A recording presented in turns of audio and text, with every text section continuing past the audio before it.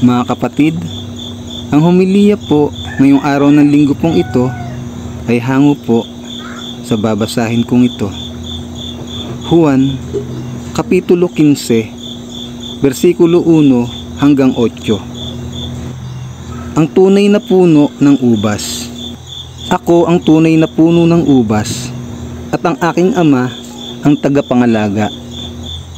Inaalis niya ang bawat sangang hindi nagbubunga, at kanya namang pinuputulan at nililinis ang bawat sangang nagbubunga, upang magbunga pa ng lalong sagana.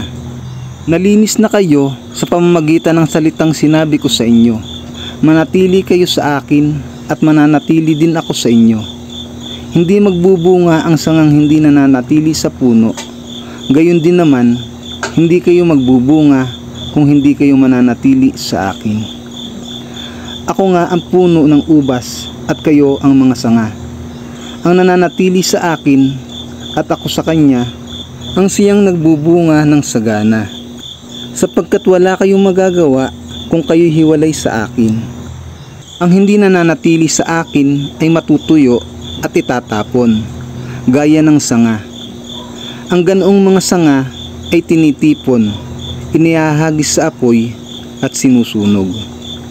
Kung nananatili kayo sa akin at nananatili sa inyo ang aking mga salita, hingin ninyo ang anumang nais ninyo at ibibigay iyon sa inyo.